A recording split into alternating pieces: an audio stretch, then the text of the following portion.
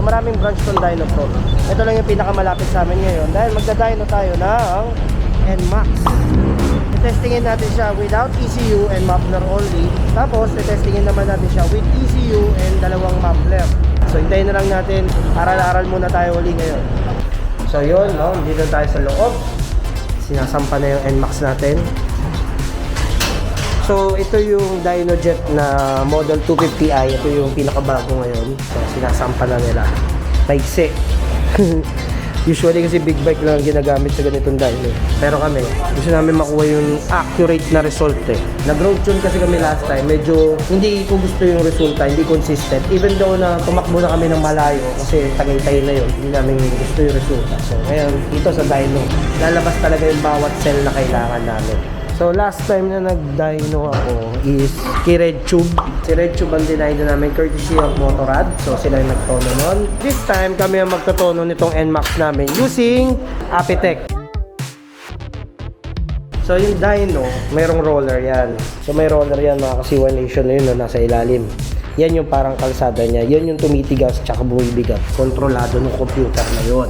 Bakit kailangan tumigas? Ba't kailangan bumigat? Kasi nga, kaparehas ng pagpapatakbo sa kalsada, dapat yung bigat nito. Bakit kailangan i-simulate yung road condition? Kasi pag may timbang, mas nahihirapan yung motor. Mas maraming nilalabas na air and fuel mixture. Mas maraming air and fuel mixtures, mas maraming cell at information na lalabas. Yung information na yun yung i-correct natin para maitimpla siya ng tama. Ayan, tali muna nila maigi para sure, baka lumipad. Ulitin ko lang din ho, no? Marami yung klase ng dyno. Meron ho yung mga tumatakbo na dahil lang sa timbang ng dynamo niya, which is hindi naman siya masyado ganun ka-accurate. Or depende sa nagtotono. Kasi ang pag-tuning, sobrang daming possibilities, sobrang unlimited. So, kumbaga, kanya-kanyang diskarte talaga yan. So, hindi naman porket gumamit tayo ng DynoJet, accurate na lahat yan. So, depende yun sa nagtotono. Tapos isa pang maganda sa dyno na, hindi kasi ito kasulad ng ibang dyno na inertia dyno lang. Pag inertia dyno, masa lang yun sa timbang. Itong dyno na to, na-control yung timbang nito. So, para pwede niyang ulitin yung, kunyari, tumatakbo ka sa bundok, mas titigas yung likuran. Kung gusto niyo naman downhill ka, luluwagan niya naman yun. Kasi nga, bawat iba-ibang angle ng kalsada o iba-ibang klase ng kalsada, nagpo-produce ng data yung motor natin. Yung data na yun yung ipo-correct natin. Mounted na siya. So yun o, kung tatanungin nyo, yung in-insert ni Kuya, yan po yung AFR niya. Kakaiba yung AFR nila. Yung nakasanayan nyo kasi yung nakabutas dito. Ayan. Pero ito pwede rin naman yan. Yan yung sensor. Yan yung nagbabasa nung amoy nung gasolina mo. Sila yung computer na tumaamoy. Sila yung ilong. Yan. Sila yung ilong ng sa loob ng tambucho mo. Kasi sa amoy pa lang, malalaman mo na kung rich o lean ka. Ang maganda nga lang dito, in-analogy ko lang siya as ilong, pero hindi talaga siya ilong. Kumbaga kasi, pati yung temperature, pati yung lahat makukuha niya, pati iba-ibang aspect nung lumalabas na gas fumes dito. Mababasa nito. Or noon. Yun ang magdadala doon sa computer, yun yung i-correct natin. So, ganun ka-high-tech ang pagdadyno mga Kasiwa Nation. Pero basic lang naman information yan. Marami kayong makukuha yan sa internet. Ako nga, self-study lang din. Second time ko lang uli gagamit ng DynoJet. Yung mga usual na ginamit namin, yung mga nagtotono kami dati. Kadalasan yung road tune, tsaka yung inertia dyno. Ayan. So, kung nakita nyo yung maliit namin dyno dati sa gilid, yung tinono namin yung motorkada. So, for your information mga motorkada, Honda Click 125 yung motor natin. Gawin natin 150 ngayon. Gawin natin 150. So yung dyno na yun, may controller din po yun. Pwede niyang patigasan or pwede niyang palambutin yung pinaka-dynamo niya. So malamang, ang tanong na naman dito, okay ba magpa-remap? Laging tanong yan. Iba-iba ko kasi ang sagot niyan. Ako, lagi kong sagot, it is recommended but not necessary. So karamihan naman ng motor na pumupunta ron, majority is bago, hindi naman ganun siya ka-dangerous. Pero kung ang motor niya po medyo may edad na at hindi pa rin pantay ang AFR niyo, medyo may problema ho tayo. Siguro mga at least 5 years and up, mas maganda siyang ipatono. Tsaka pag pinatono niyo naman ho kasi yun, makukuha niyo yung added benefit ng mga tambucho at elbow. Ang problema lang ho doon sa mga taong ayaw naman ng sobrang ingay, mag-iiba ho talaga yung tunog nun. Pero pwede naman yung kontrolin uli yun using ECU at using dyno kung pahihinaan mo yung tunog o hindi. Kaso, syempre, less tunog, less power. More tunog, more power. Lagi yan, standard yan. Kasi yung power na yun, yung ingay na yun yung tunog ng putok ng piston mo sa loob ng combustion chamber. So kung mahina yung tunog nun, konti yung AF mo, mahina ang puwersa. Tsaka meron nga ho na mas malutong, mas maganda ho. Pero kung gusto nyo naman yung tunog lang, pwede rin naman yun. Mas marami yung bumibili ng muffler dito sa Pilipinas, hinahabol lang din talaga is tunog and looks. Kasi kung performance level talaga, alam nyo na, talagang mag-iingay at mag-iingay yan. So, bukas na, nakamount na, binabasa niya na yung AF. Yan ang fuel mixture niya. Ayun, kung mapapansin nyo, sa taas, kung mapapansin nyo, binabasa na siya. At ang hinahabol nating bilang, 12 to 13. So ngayon, medyo rich siya. So medyo may mali. Magiging maingay to. Kulog pa kami.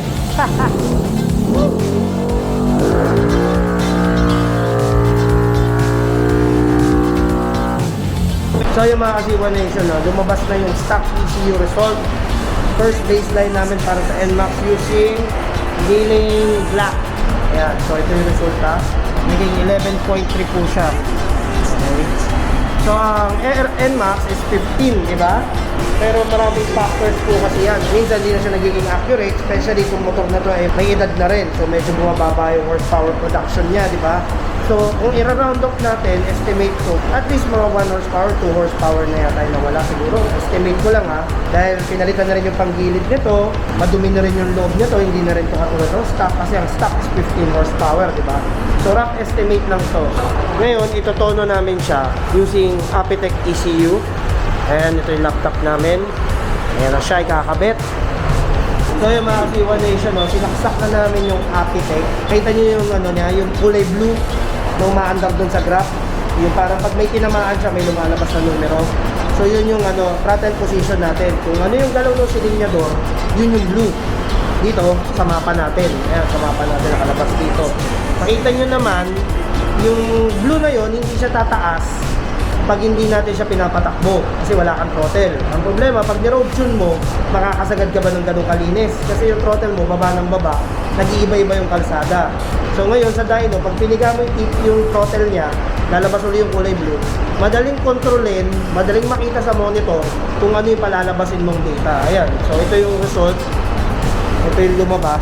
Puro rich kasi 14 lahat. So dapat yan gawing 12.5 or 13. Mabot kami hanggang dito using Apitech stock ECU. Yung stock kasi ng ECU hanggang 10k RPM lang, di ba? Ngayon, nag-Apitech ka, as it is, walang ginagalaw, walang tinutono, haabot ka hanggang 12. Tandaan nyo, yung kulay blue, pag tinamaan nyo yung walang laman, maglalagay ng data yan. Pag naglagay ng data yan, yun yung i-correct mo ngayon. Nakita nyo agad yung mga simulation. Yung pinipigaan ni Jay yung throttle, nilalaro niya para lumabas to. Kita nyo, umiikot dito ka ganina. So yun yung goal kanina. Ang palalabasin mo namang data, ang usual na takbo naman ng motor is linear. Pag ganun. So ito yung mga dapat mong palabasin.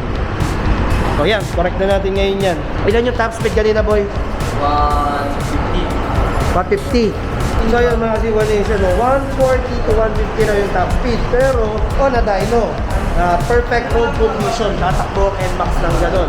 Pero syempre sa real world application, bawasan nyo yun 20%. Pero ang importante, hindi natin ninulaan yung power. Kasi binasa ng computer yung mga lumalabas na data, meaning accurate. At ngayon, pag na-correct natin to using accurate tuning, dahil nga accurate yung mga gamit natin, kaya lahat accurate yan, may lalabas natin yung boom potential ng NMAX at Apitech. Yan, napapaanda rin niya uli yan, So, importante to, data gathering, guys. So, ito yung throttle, Yan. Pag nilalaro niya yan, gagalaw din dito yan. Ito talaga yung perfect world scenario para mag-tune. Kasi galante ang hangin, safe na safe dahil nakatali lahat. Sarap mag-tune dito. Ang luwag, ang linis. Dyno Pro, so ito yung sukat branch nila. So nag-pause muna kami ng break dahil itong mahuhusay kong tuner nagtono ng walang gasolina. So magkakarga muna kami. Then ngayon nakapag-break na kami, nagkarga kami ngayon. So nag-produce na namin yung data namin para sa 51mm, itong Black Series namin. Ngayon papalit kami ng tambucho. May factor po ang design ng elbow sa pagtotono ng motor. Anong goal natin ngayon dito? Yung goal natin dito na nakakuha tayo ng data. Anong data yung sasalpak mo ngayon dyan? Architect. Tapos goal natin, makuha natin yung mas mataas pa na horsepower. Ilan na yung current natin? Current nating horsepower, 0.42. Yung nadagdag, 1.8. 1.8. So mas madaling magtono pag siya mismo nagko-control ng throttle kasi nakikita niya sa screen ano yung throttle positioning natin. Mas madaling ma-perfect. So B-Lane Black 470 51 NS pa rin tayo. Tignan natin ilan ang horsepower na kayang ibigay nito sa NMAX with ECU. So yung mga 01 Nation, no? Tapos na tayo sa B-Lane Black 70. Ito namang B-Lane Carbon natin na 38mm. Itong 38mm, sikat na sukat to sa mga 150cc. Design talaga yan para dyan. Kasi itong inlet nitong carbon namin is 51. So commercial use to. Itong 38, ito yung performance. Tsaka tandaan nyo ha, mas mapunit, mas makapangyarihan. Dito mga Kasiwan Nation, kotse naman. Kotse naman yung tinotono nila. May dyno rin para sa kotse, ayun o. Dalawang klase yan, yung iba tinatanggal yung mags, yung sa kanila hindi na tinatanggal. Dito naman, sa mga motor naman, usually mga big bikes ang tinotono, pero kami makulit kami. Gusto namin malaman yung resulta ng mga tambutso namin sa mga maliliit na motor.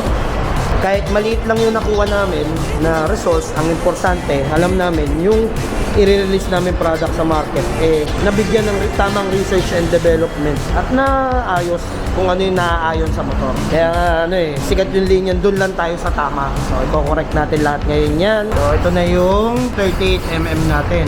So, baka magtanong kayo na mas okay yung mas malaki. Hindi ho pwede yun. Kasi nga, ang logic nito, kung ano yung kayang i-produce ng makina mo na ibubuga niyang hangin, dapat sukat lang din dito. Kasi pag sumobra naman ang laki, walang puwersa. Ito sukat na sukat to ngayon para sa 150cc.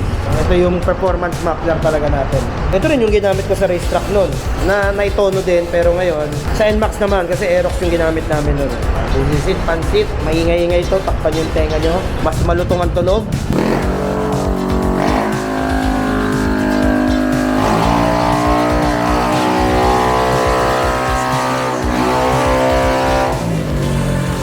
Malutong yung tunog. Kasi nga, more lutong, more power. Ito yung race muffler namin.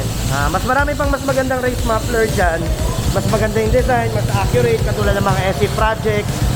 Pero syempre, kanya-kanyang design yan. So ito yung design namin. Need lang namin siya ma-improve para naman yung mga gagamit at gusto ng pangsagaran, merong ibibigay na tama si billing para sa inyo. Yan, magtinda ng muffler.